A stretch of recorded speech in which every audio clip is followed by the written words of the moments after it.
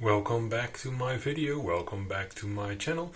Today, sixth part of sixth episode on the prepping risk analysis. It's one one topic because it's a long one again.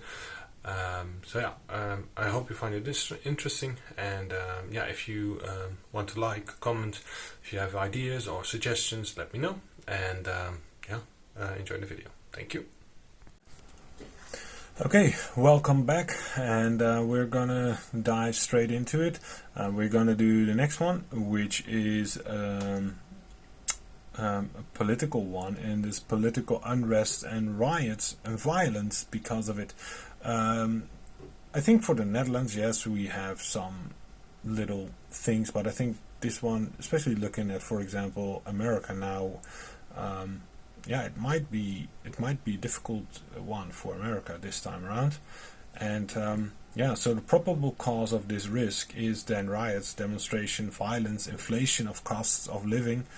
That is a thing I think where we need to be seriously also worried about. And so, for example, in the Netherlands, generally we have inflation of 1 to 2%, maybe 3%.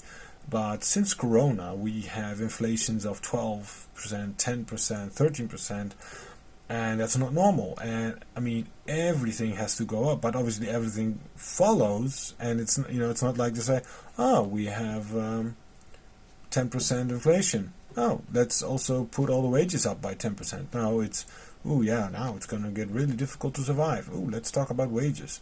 And then after a year, they say, oh, well, let's do 7% wages increase, a salary increase. And then it's like, oh, but the new inflation is already here. It's again 10%. So now you're behind, far behind. And that is, it's a problem, for going on holiday, for example, or just buying stuff. We like to work around the house and do certain stuff, but it's just so expensive these days.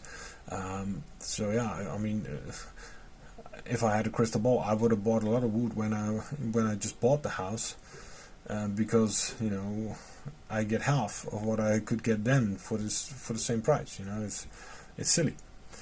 So I think the inflation and cost of living is a serious threat, and in the Netherlands generally they are good for the people. So for example, our gas prices shot up, and our power cost went up, and it made it very difficult for especially for the lower incomes, but also for the higher incomes, especially if you had a bigger house or an older house. Your prices would really go through the roof, and luckily the government stepped in with grants, but otherwise I think a lot of people would have been in a lot of trouble, because the cost of living was high and the energy cost was extremely high. Fuel prices also, I don't know exactly what you pay for a gallon. I think you pay in America for a gallon like $3-4 of fuel. It's like $3-4 or something like that. A gallon we pay more than 12 euros, so that's about $15 for a gallon. So that's. So you won't drive a V8 in America that weighs 2,000 kilograms if you, or 1,000 pounds. You won't, because it's way too expensive. I can tell you that. That's why we drive 3-cylinder engines with 1 liter, and all our cars are like 900 kilograms, because it's way too expensive otherwise. Okay, so what is the likelihood, and what is the severity, and what is the risk score when we look at political unrest, either to riots, demonstration, violence, inflation, costs of living, etc.? Well, we've seen some of it obviously with shortages for certain food types or certain things that we want, fuel maybe, gas, things like that. This type of violence and demonstrations and so on will obviously also hinder traffic and logistics, and things might, they burn down, it might cause other issues. So yeah, the chance of this going sour quickly is very big. So the likelihood that this is going to happen, I think in the Netherlands there is definitely a potential risk here, because as I mentioned, cost of living is very high in the last couple of years. The Netherlands is definitely not a cheap country, but since Corona it has significantly increased in price, everything. And so yeah, for again, looking at myself, the severity is a 4, but obviously looking globally, it's easily a 5, because people die, a lot of property damage, etc., etc.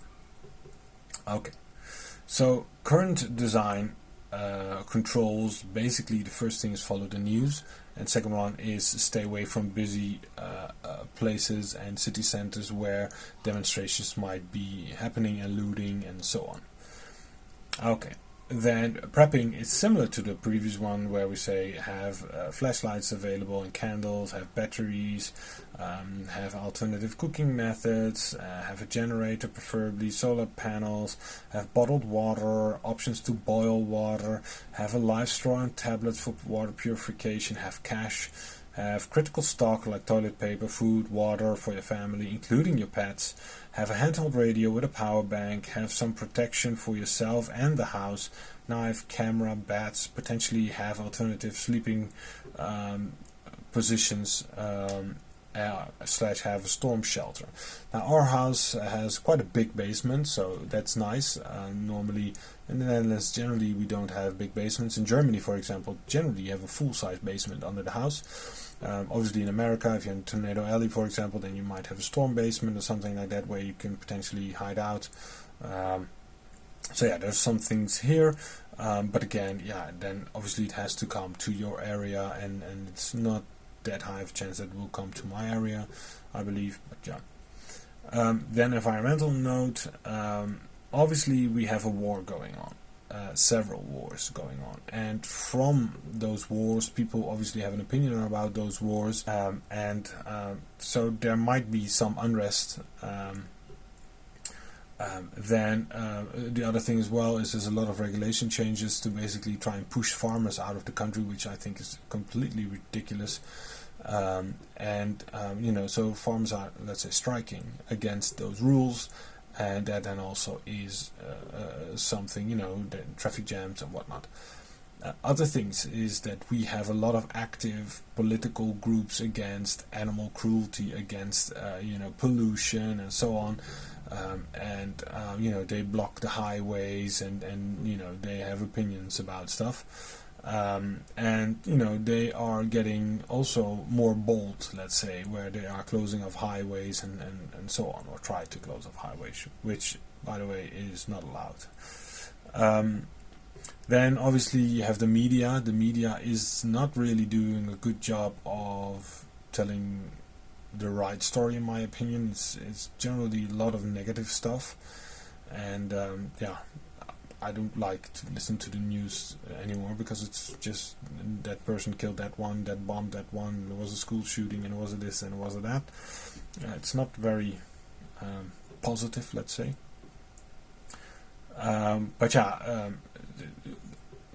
The lucky thing for me is, we have a couple of things. You could call it prepping. We don't have it as a prepping thing, but we have chickens and we have a vegetable garden, so that gives us at least a little bit of food. We have some water supply, so that helps. There's some cornfields around. I think they were going to be cut down shortly, but there's a couple of things around that that could help us in a situation like this. But I think this is also a very, maybe not so much in the Netherlands. Cost of living, again, is the one that would happen in the Netherlands, I think. But I think in America, for example, with the political unrest, with the upcoming election, might be a thing. And obviously the wars that we talked about, that might also be a reason for unrest. I hope you enjoyed this one. Thanks for watching, and I'll see you in the next one. Bye bye.